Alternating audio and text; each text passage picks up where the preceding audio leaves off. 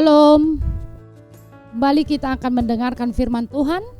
Marilah kita menyiapkan hati kita berdoa. Kasih karunia dan damai sejahtera yang dari Allah Bapa dan dari anaknya Yesus Kristus menyertai hati dan pikiranmu. Amin. Firman Tuhan dari 1 Yohanes pasal yang kedua ayat 8. Namun perintah baru juga yang kutuliskan kepada kamu telah ternyata benar di dalam Dia dan di dalam kamu, sebab kegelapan sedang lenyap dan terang yang benar telah bercahaya. Demikian firman Tuhan. Bapak Ibu jemaat yang Tuhan kasihi, setiap orang pasti pernah mengalami berjalan di tempat gelap tanpa cahaya. Saat itu langkah terasa ragu, takut, tersandung, dan pastinya sulit menemukan jalan. Akan tetapi ketika ada cahaya, segalanya menjadi lebih jelas. Demikian pula gambaran hidup kita tanpa Kristus. Gelap, penuh kesalahan, dan tanpa arah. Akan tetapi ketika Kristus hadir dalam hidup kita, terangnya menerangi jalan hidup kita, sehingga tidak lagi hidup dalam kegelapan dosa. Dalam 1 Yohanes 2 pasal 8, Rasul Yohanes menegaskan bahwa perintah baru yang ia tuliskan yaitu mengasihi sesama. Telah nyata dalam Yesus Kristus dan seharusnya nyata juga dalam hidup kita. Mengapa ini penting? Karena kegelapan sedang lenyap dan terang yang benar telah bercahaya. Artinya, sejak Kristus datang ke dunia, tidak ada alasan bagi kita untuk tetap hidup dalam kebencian, iri hati, dan hidup dalam dosa.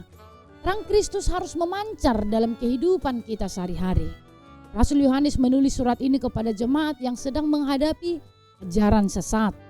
Ia mengingatkan mereka tentang perintah baru yang Yesus berikan.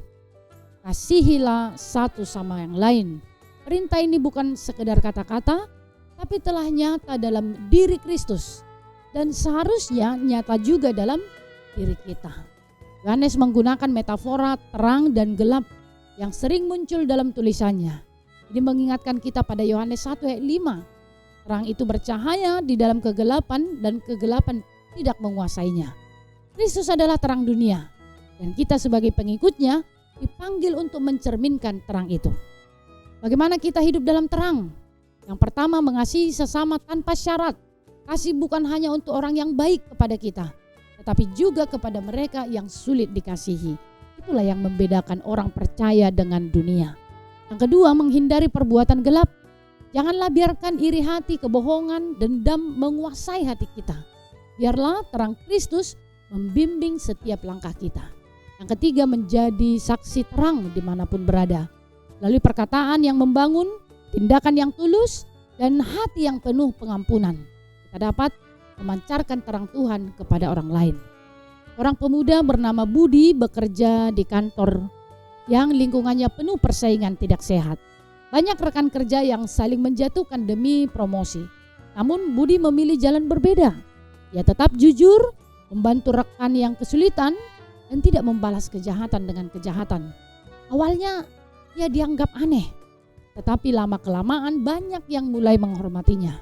Suatu ketika atasannya berkata, "Budi, kamu berbeda. Ada sesuatu dalam dirimu yang membuat suasana jadi lebih baik."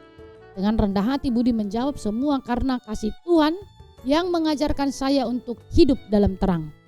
Cerita ini mengingatkan kita bahwa terang Kristus dalam diri kita bisa mengubah lingkungan sekitar. Bapak Ibu jemaat yang dikasihi Tuhan, firman Tuhan hari ini mengajak kita untuk hidup dalam terang yang telah dinyatakan oleh Yesus. Jangan biarkan kegelapan masa lalu menutupi hidup kita.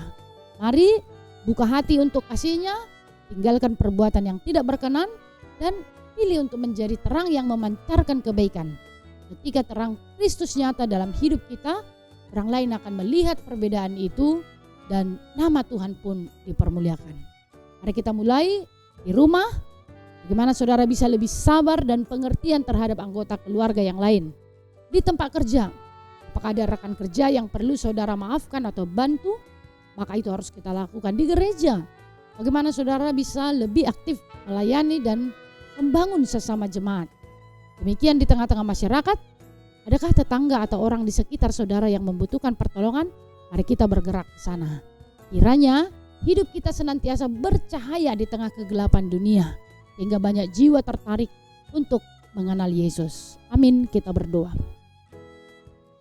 Terima kasih Tuhan untuk firman yang boleh mengingatkan kami, sehingga setiap perkataan dan tindakan kami boleh berdampak, membawa pengaruh yang baik di tengah-tengah keluarga, tengah-tengah gerejamu, bahkan di tengah-tengah masyarakat ini, hingga nama Tuhan dipermuliakan.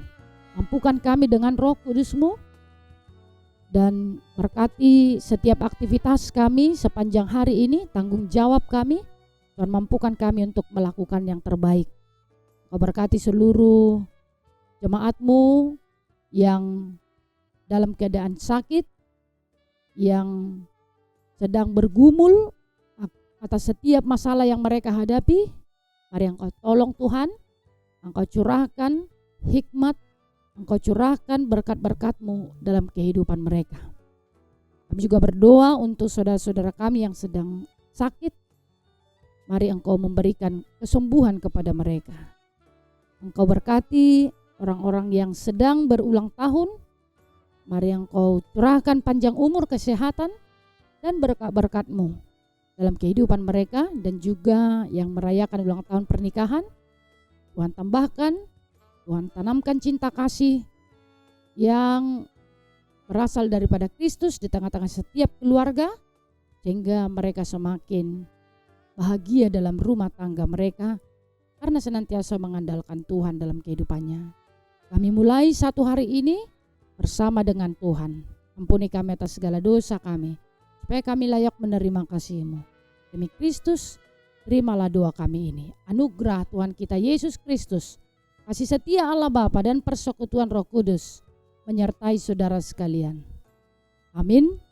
Selamat beraktivitas, tetap semangat, dan tetap menjaga kesehatan.